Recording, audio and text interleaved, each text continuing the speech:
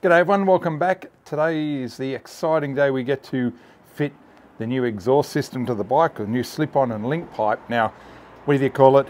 Akrapovič, Akrapovič, or just Akra, it's all the same.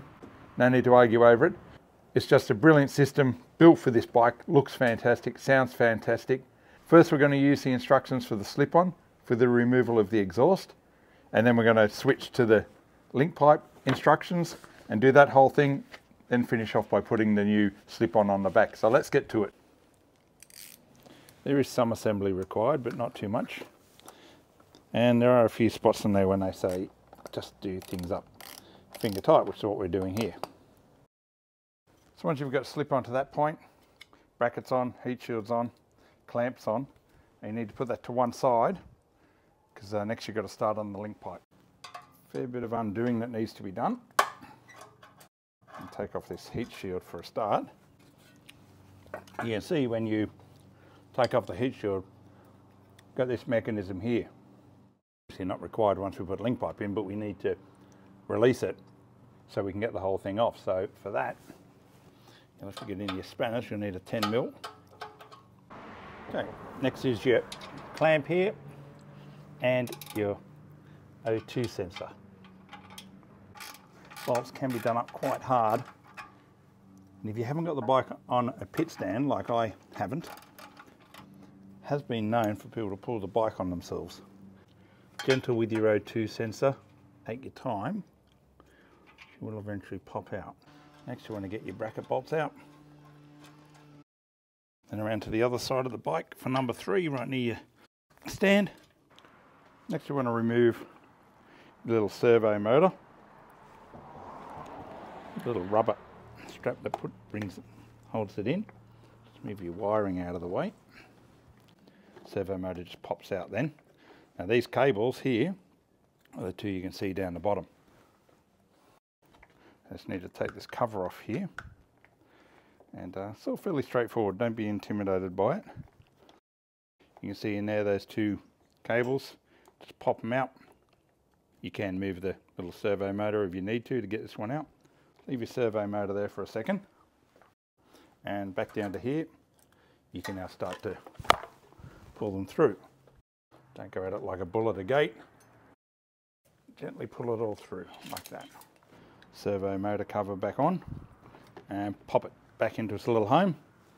Make sure you put the strap back on, wiring back where it went. If you like your bike to look super tidy as well, you can also remove this little bracket here that was for these servos. So we'll do that now. Okay, now the last thing that needs to come off is this little bolt under here. So your last clamp holding your collector on. And you also have an O2 sensor under here as well.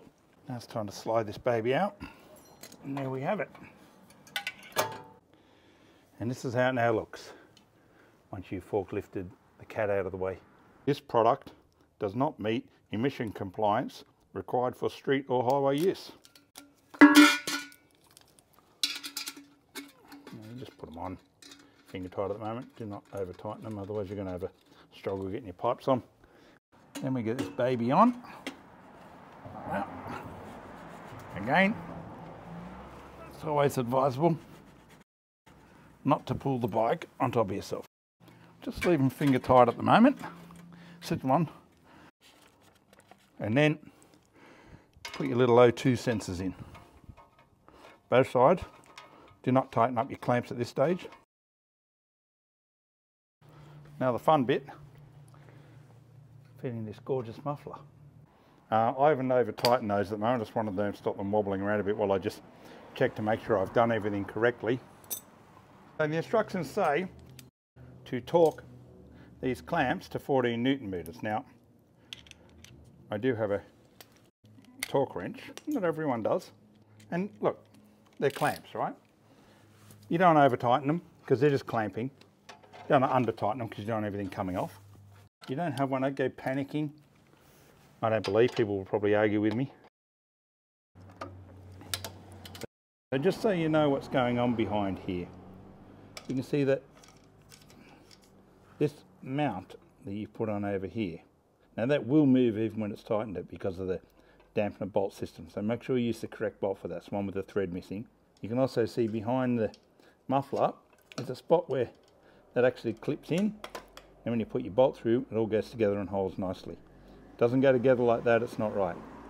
Now run through everything. Make sure our nuts and bolts are tightened all over. The whole job took me less than 2 hours, probably an hour and 50, and that's with filming. So as I said at the beginning, pretty straightforward job. I've double checked everything, and I think anyone with any decent toolkit or any reasonable toolkit could do this job themselves. So let's start her up and see how we go.